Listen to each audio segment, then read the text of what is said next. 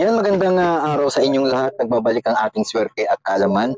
At ngayon lang po natin na ibalik yung ating pag-asa na makabalik ang ating YouTube channel. Alam niyo, sa totoo lang, ang tagal-tagal ko nang gustong bumalik sa aking YouTube channel na Swerte at Kaalaman. Hindi ko lang talaga mahagilap ang aking YouTube channel. Marami tayong pampaswerte, no? At alam niyo ba, nawawala yung aking Santo Niño Hubad, no? Nawawala siya, kaya gusto ko siyang mahanap kasi nawawala talaga. Pero nandito pa rin siyempre ang ating mag-asawang duwende, no? Sila pa rin talaga. Ang tagal-tagal na natin ito. Nagpapasalamat tayo dito, no, sa ating mag-asawang duwende kasi ito pa rin sila simulat sa pool, no? Sila pa rin to. Ngayon lang tayo ulit nakapag-vlog dahil sa dami nating ginagawa. Magpapasalamat ako na talagang binigyan tayo ulit ng Panginoong Diyos na makabalik tayo sa ating YouTube channel. Kasi sa tagal, no, sa tagal ng ating pagpapahinga, no? Pagpapahinga natin. Sana bigyan niyo ako ng kunting panahon na makapagpapaliwanag sa inyo kasi yung ating pagbablog dito sa ating Swerte at Kaalaman na udlot, no? Naudlot dahil nga sa sobrang dami nating ginagawa, no? Hindi ko talaga lubusan na magampanan lahat, no? Ang ating YouTube channel po ay napakadami. Gusto po natin na maraming YouTube channel natin, kaya hindi po ako makakapagpahinga-hinga dahil gusto ko rin lahat ay ma-uploadan ko, no? Meron tayong YouTube channel na Wow Philippines 2.3, Wow Philippines 2.5, Wow Philippines 2.2. Meron tayong bagong channel na Makapinas, no? At ito po ang ating channel na ito, no? Kami tayong magagawa dito sa channel natin, no? Ito po ang ating pinapakita sa inyo na itong ating mag-asawang duwende ay talagang tinago natin habang ang ating YouTube channel ay gustong magpahinga din dahil nawala po yung ads natin dito sa ating YouTube channel. Sana po ay mapasensyahan nyo ako, no? Pero yung ating pampaswerte hanggang ngayon ay nandito pa rin. Pero yung aking yung aking Santo Niño Hubad ay nawawala. Simula nung huminto ako, nawawala siya, pero andito lang yan sa loob ng bahay. Andito lang yan kasi alam ko sinabit ko yun at hindi mawawala yun, no? At naniniwala akong nandito lang siya sa loob ng bahay, nagtatago, no? At makikita ko rin yan. Ito, ang ating mag-asawang duwende, syempre ganun pa rin, no? Nakatago pa rin sa ating pouch na dito, no? Nandito pa rin siya nakatago. At syempre, nagdadasal pa rin tayo kahit paano na hindi tayo sa harapan ng video natin, hindi pa rin tayo nakakalimot magdasal, no? Sa ating mga dasalin para sa ating Santo Niñong Hubad, sa ating mag-asawang duwende pala, no? Yung Santo Niñong Hubad natin, hinahanap ko, no? Sana makita ko siya kasi maliit lang siya eh. Amakin mo, no? Ilang taon ko na rin silang tinatago. Itong mag-asawang duwende, ilang taon ko na rin silang alaga, no? Ilang taon ko na rin silang alaga. Sana hanggang ngayon, masuportahan niyo pa rin ako sa ating YouTube channel na Swerte at Kaalaman. Please po, mag-subscribe naman kayo dyan para po mas lalo tayong siswertehin, no? Marami tayong i-pictured sa inyo na mga pampaswerte, no? Ito, no, maraming gustong bumili nito sa aking mag-asawang duwende. Ang ano ko lang dito, ang akin nandito, no, dito sa ating mag-asawang duwende, hindi ko siya pwedeng ibenta, no? Kahit anong mangyari. Kasi alaga ko na po ito. No? Alaga ko na po ito. At dinadasalan ko na rin ito. No? Medyo tumagal lang tayong hindi nagpakita sa inyo. Kasi nga, ang dami kong ginagawa. No? Pasensya na po kayo sa inyong pag-aantay sa akin, pag-aantabi sa akin.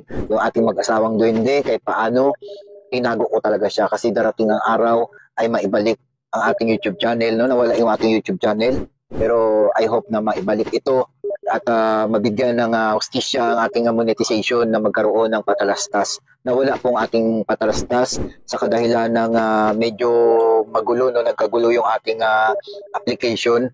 Nawala pong ating patalastas. Sana tulungan nyo ako na kumita tayo sa ating YouTube channel, no? Please po, mag-like kayo at mag-subscribe. Huwag po kayong magkalimot dyan na pindutin po ang notification bell para lagi tayong updated. Ito pong ating Santo Niñong Hubad, no? Habang ito po ay tumatagal, no?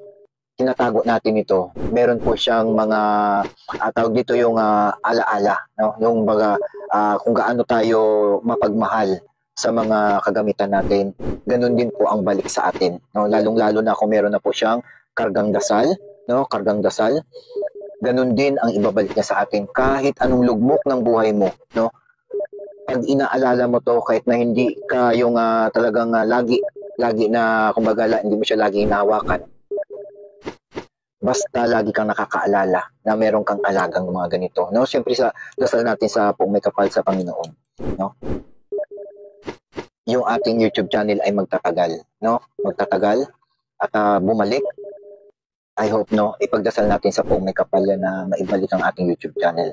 Para naman din na muli tayong makapag-vlog dito sa ating YouTube channel na Swerte at Kalaman. No? At yun nga, ang paalala ko palagi, lagi tayong magpakumbaba, lagi tayong maging maayos, mahinahon, lagi tayong magdasal, no, kahit anong hirap ng buhay. Merong mga sagot, no, merong sagot. Ito, kahit na hindi ko siya binablog, lagi ko siya tinitignan, lagi ko tinitignan yung pouch na ito, no, kasi nakasabit ito dito sa kwarto ko. Lagi ko itong tinitignan, no.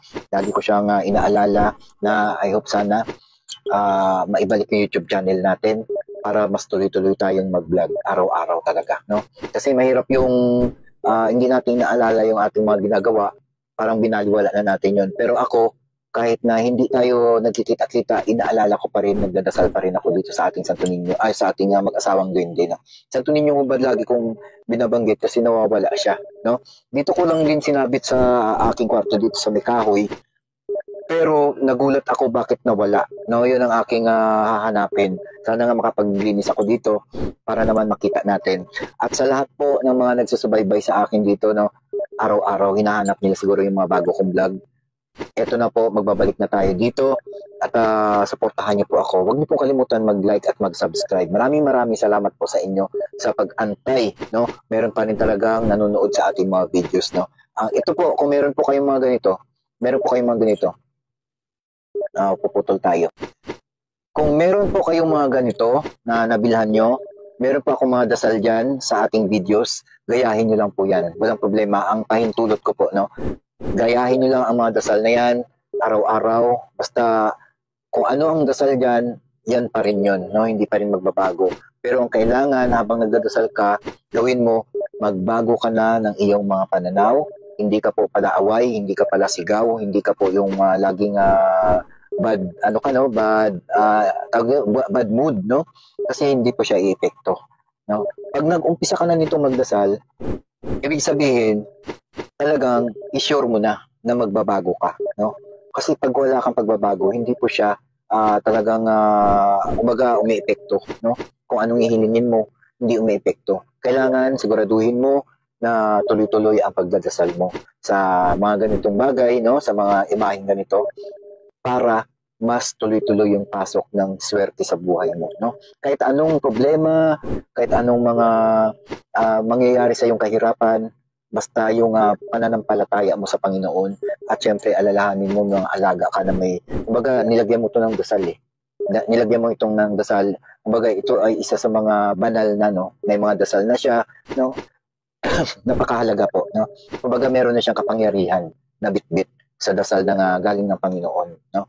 Dasalan mo siya at wag mo pong ipapahawak sa ibang tao. Pero pag nandito sa pouch, yan, papasok po natin dito sa pouch na pula, no? Hindi naman nila mahawakan to ng personal, kundi mahirap na naman niya pag nahawakan ng kamay, no? Mahirap na naman niya pag nahawakan nila ng kamay nila mismo, no? Kasi makakahigop sila ng bad energy. Kasi yung may mga ibang tao na nakakahigop ng bad energy, may higop din ng mag-asawang duwende. Siyempre, dadasalan mo ulit ito para makargahan siya, no? Kasi kumbaga dito may mga may mga banal na dasal na ito, no?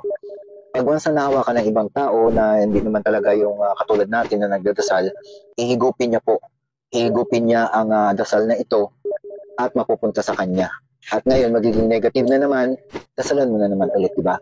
Mas maganda kung ikaw lang nakakahawak nito, at kung mas maganda kung itago mo, kung meron kang altar, ilagay mo doon basta nakabalot siya, no? Itali mo na hindi mabubuksan, no? At sabihin mo na rin sa mga kasamahan mo sa loob ng bahay na huwag niyo pong gagalawin ito, no? Huwag niyo pong gagalawin ito dahil ito po ay may banal na dasal at ikaw lang ang tanging makakahawak nito. Pero kung hawakan lang nila ng ganyan, hindi naman nila mahawakan yung loob. Ganyan lang sila, nahawak lang sila.